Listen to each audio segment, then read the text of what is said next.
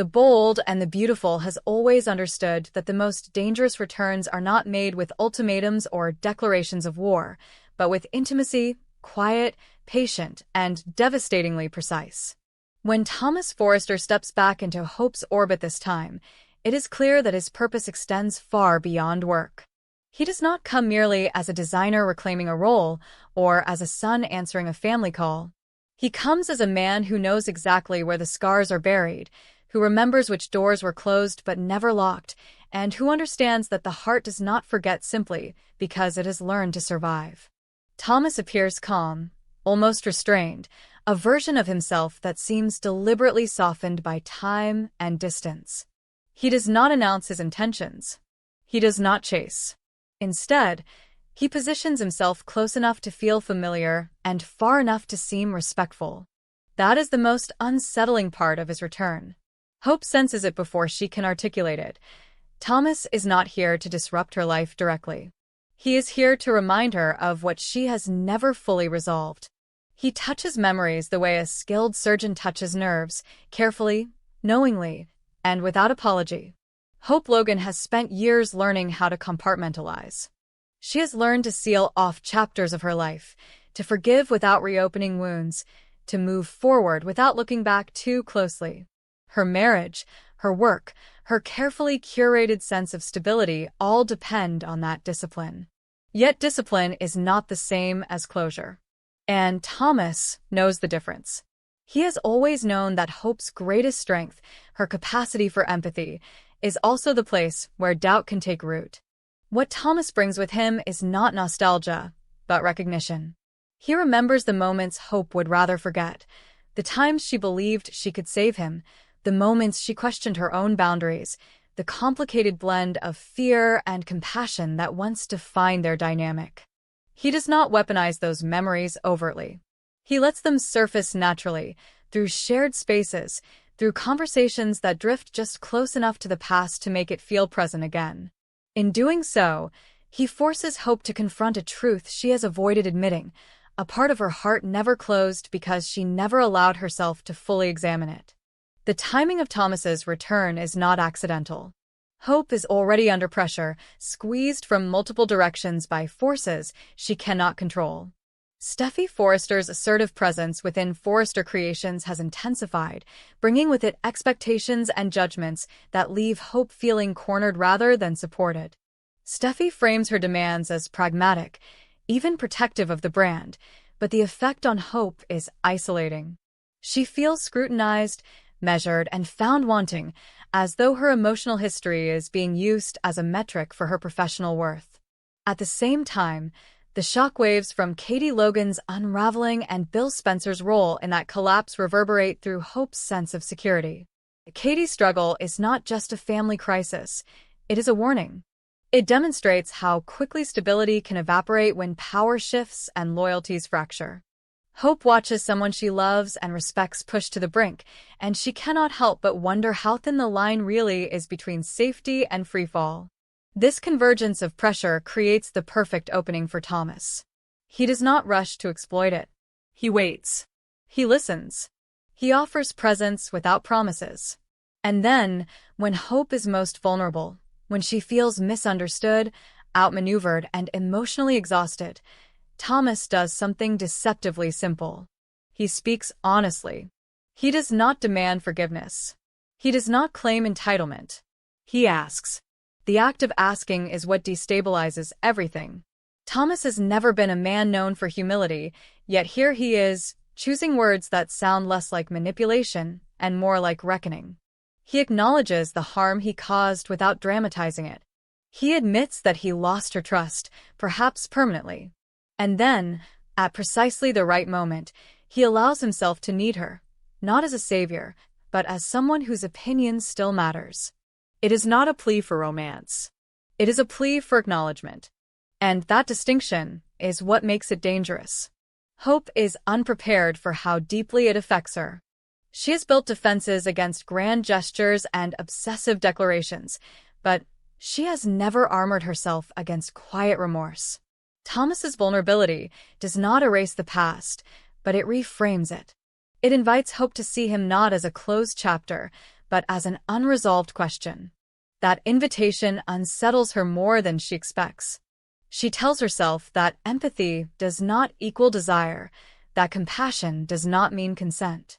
Yet the line between understanding and emotional engagement begins to blur.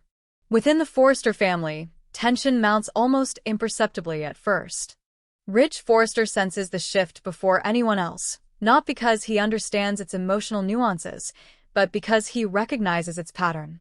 He has seen this dynamic play out before, how proximity breeds familiarity, how familiarity reopens doors that should remain sealed. Rich wants to believe that Thomas is changed, that hope is strong enough to resist old patterns. But belief is not certainty, and Rich has learned, too late and too often, that optimism can be its own form of negligence. Steffi, on the other hand, reacts with sharpened vigilance. She sees Thomas's approach as calculated, regardless of how sincere it appears. To her, the timing alone is suspect. She does not deny her brother's growth, but she refuses to ignore the emotional damage his presence could reignite. Steffi's frustration intensifies as she realizes that Hope's reactions are not as predictable as she would like. Hope is not collapsing, but she is not dismissing Thomas either. That ambiguity alarms Steffi more than outright defiance would have. The family's unease grows as subtle shifts become visible.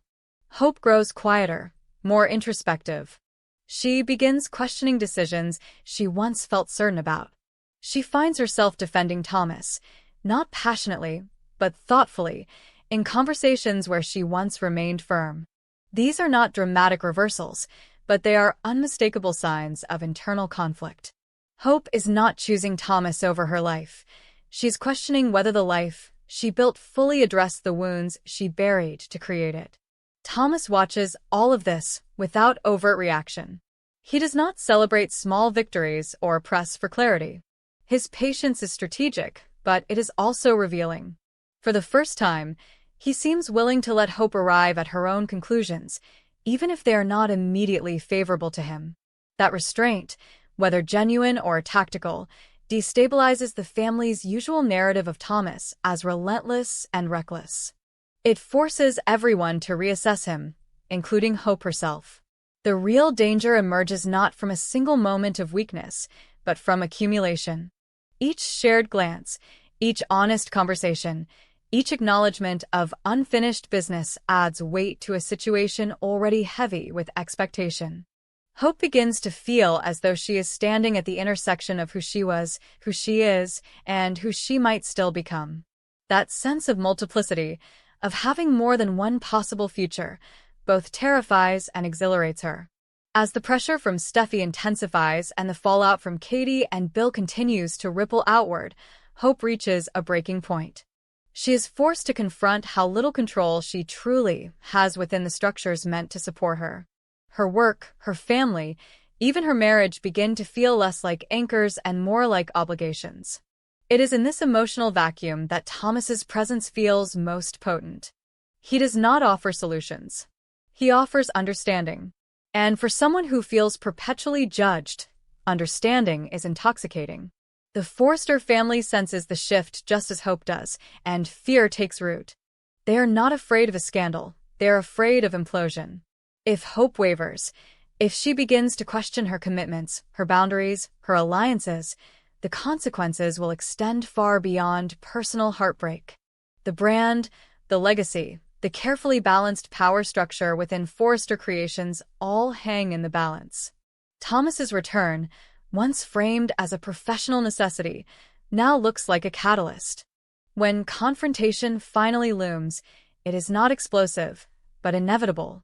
Questions that have been avoided are suddenly unavoidable. What does redemption truly require? Can growth coexist with temptation? Is it possible to honor the past without reliving it? And most importantly, who gets to decide when a chapter is truly closed? Hope stands at the center of this storm, not as a victim, but as a woman confronting the complexity of her own emotional history. Her hesitation is not weakness, it is honesty. She understands that love does not disappear simply because it was wrong, and that healing does not erase memory. Thomas has forced her to acknowledge that truth, whether intentionally or not. As the family braces for fallout, one thing becomes clear. Thomas's return has already achieved its purpose. He has disrupted the narrative, challenged assumptions, and exposed the fragile seams holding everyone together. Whether Hope ultimately steps back or leans forward remains uncertain. What is certain is that the Forrester family cannot contain this tension indefinitely. Something will break, and when it does, it will not be because Thomas asked for too much, but because Hope was finally allowed to feel what she had been taught to suppress. In that moment, when choice replaces denial and truth eclipses comfort, the explosion the family fears will no longer be avoidable. It will be the natural consequence of unresolved history colliding with present vulnerability. And in the world of the bold and the beautiful, that collision is never quiet. The bold and the beautiful has never treated betrayal as a sudden act. It treats it as a slow erosion, a sequence of rationalizations so quiet that by the time the line is crossed, the characters no longer recognize where the boundary once stood. That is how Hope's secret begins, not with passion, but with permission she gives herself to linger where she should have walked away. Hope tells herself it is harmless at first. A conversation that lasts too long after everyone else has gone. A shared silence that feels safer than returning home to questions she cannot answer. She convinces herself that restraint is still intact because nothing physical has happened yet. Yet restraint is not defined by touch alone. It is defined by intention, and intention has already shifted. The truth she avoids naming is that Thomas's presence has become a refuge, a place where she is not measured, not assessed, not expected to be the moral anchor for an entire family unraveling around her. Thomas Forrester senses the change with unnerving accuracy. He does not push. He never frames what is happening as temptation or destiny. Instead, he mirrors Hope's internal conflict back to her in careful fragments, acknowledging her confusion without steering it. That is what allows him to cross the threshold she guards so fiercely. By refusing to demand anything, he becomes the one person who seems to ask nothing of her at all. The affair begins in secrecy not because Hope wants deception, but because secrecy feels like control. For the first time in months, perhaps years, she is making a choice that belongs only to her. She meets Thomas in places that feel deliberately unclaimed by their shared history, an empty design studio late at night, a coastal overlook where the wind swallows voices before they can harden into confession. When it finally happens, it is not reckless or explosive. It is quiet, almost reverent. And that is what terrifies Hope most. In the aftermath, she expects guilt to consume her immediately. Instead, what she feels first is clarity. A dangerous, stabilizing calm settles over her, as though something fractured inside her has finally aligned. She hates herself for that relief. She tells herself it is temporary, that it does not change who she is or what she believes. Yet the lie is already in motion. Each time she returns home and meets the eyes of Liam Spencer, she feels the distance widen. Not because Liam has done anything wrong, but because she no longer occupies the same emotional space she once shared with him. Thomas, for his part, understands the stakes far better than Hope realizes. He knows that secrecy is not sustainable, but he also knows that revelation too soon would collapse everything. He becomes meticulous, protective of the fragile world they have created between them. This is not conquest for him. It is vindication. Not because he has taken something from Liam, but because Hope has chosen him, however briefly, however imperfectly, on her own terms. That distinction matters to Thomas more than he will ever admit aloud. The Forrester family begins to feel the shift long before they can name it. Steffi Forrester notices Hope's guardedness first. Hope grows more precise in her language, less reactive, as though she is conserving emotional energy. Steffi interprets this as retreat, a sign that pressure has finally begun to take its toll. She increases it instinctively, tightening expectations, pushing deadlines, believing that structure will restore balance. Instead, it accelerates the fracture. At the same time, the fallout from Katie Logan and Bill Spencer continues to ripple outward, amplifying Hope's sense that nothing is stable, that loyalty is conditional, and safety illusory. Watching Katie suffer for choosing independence forces Hope to confront an unbearable question. If integrity does not protect you, what does? The affair becomes her unspoken answer, not because it promises happiness, but because it offers escape from the impossible standard she has been asked to uphold. Thomas becomes more careful as the risk increases. He insists on distance at times, reminding Hope that what they are doing cannot become reckless. Ironically, this restraint deepens her attachment. It convinces her that he understands her limits, that he respects her more than anyone else ever has. She begins to confide in him not only her doubts about her marriage, but her exhaustion with being the symbol everyone relies on. Thomas listens without judgment, without solution. He lets her be complicated. That, more than desire, binds them together. The moment of collapse arrives not with discovery, but with accumulation. A missed call, a delayed response, a look held a second too long in a room where others are present. Liam senses the change intuitively, though he cannot articulate it. He feels it in Hope's absence even when she is physically beside him, in the way conversations end before they begin. He does not accuse. He waits, believing that patience will bring honesty. That patience, tragically, gives the secret room to grow. When the truth finally surfaces, it does not arrive as a confession. It arrives as exposure. A coincidence layered upon suspicion layered upon confirmation. The family does not explode immediately. Instead, it freezes. Shock stills every instinct, every prepared argument. Hope's affair with Thomas does not merely break a marriage. It destabilizes the moral framework the family has relied on for years. The woman who stood for forgiveness, for faith, for choosing right over easy, has made a choice that cannot be reconciled with the image she was asked to maintain. Hope does not defend herself when confronted. She does not blame circumstance or manipulation. She tells the truth, stripped of justification. She was tired of being strong. She was tired of being certain. She was tired of carrying the weight of everyone else's expectations while burying her own unresolved grief. Her honesty is devastating precisely because it is not performative. It forces everyone in the room to confront their role in the conditions that made this possible. Thomas accepts the fallout without retreat. He does not deny the affair or minimize it. He does not claim victimhood.